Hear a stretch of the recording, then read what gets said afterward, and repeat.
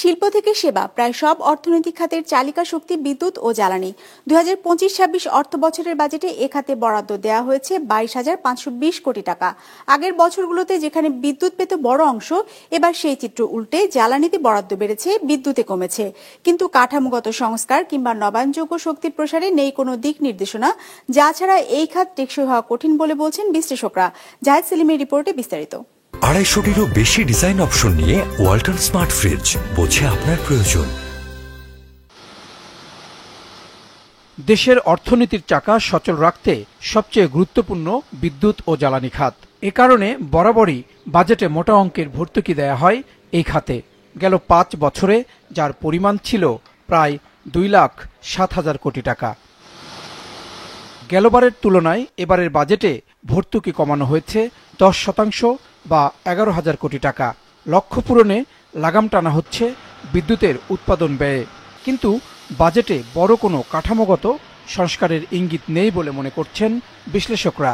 আমাদের বাজেট হয়নি, মোটেই হয়নি। আপনারা যদি লক্ষ্য করেন যেভাবে এই সরকারটা চলছে, একটা গুরুত্বপূর্ণ মন্ত্রণালয় এনার্জি, এই সরকারের ওই দিকে কোনো রকমের নজর নাই। এখানে তো কোনো রকমের ওনারা বলে নাই যে রিফর্ম করবে।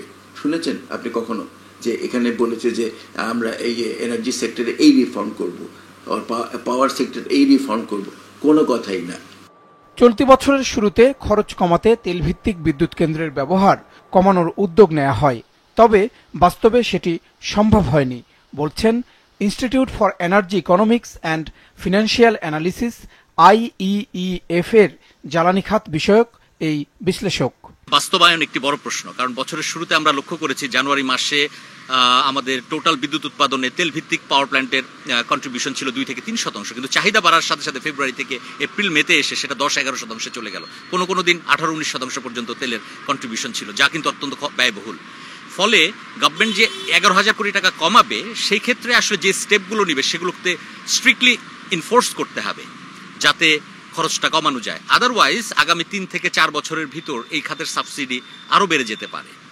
2040 সালের মধ্যে নবায়নযোগ্য উৎস থেকে মোট বিদ্যুৎ উৎপাদনের 30% আহরণের লক্ষ্য থাকলেও এবারের বাজেটে তা পূরণের বিষয়টি পাশ কাটিয়ে যাওয়া হয়েছে বলছেন এই দুই বিশ্লেষক।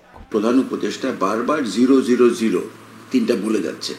একটা জিরো তো নবায়নযোগ্যের সাথে কানেক্টেড, কমপ্লিটলি কানেক্টেড।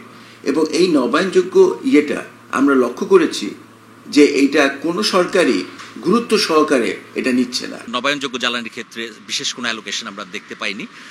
যদিও চলমান প্রকল্প যেমন 100 মেগাওয়াট একটি প্রকল্প আছে, সেখানে বাজেট অ্যালোকেশন আছে, কিন্তু প্রাইভেট সেক্টরকে ইনসেন্টিভাইজ করার জন্য তেমন কোনো অ্যালোকেশন নেই। গত বছর যেমন 100 কোটি টাকার একটা তহবিল বরাদ্দ ছিল, এবছর তেমন তহবিলের কথা আমরা শুনতে পাইনি। নির্ভরযোগ্য বিদ্যুৎ খাত গড়তে সুস্পষ্ট কৌশল ও রাজনৈতিক সদিচ্ছা না থাকলে প্রতি বছর বাজেটে বাড়তি অঙ্ক যোগ করেও নাগালের বাইরে থেকে যাবে সমাধান বলছেন বিশেষজ্ঞরা।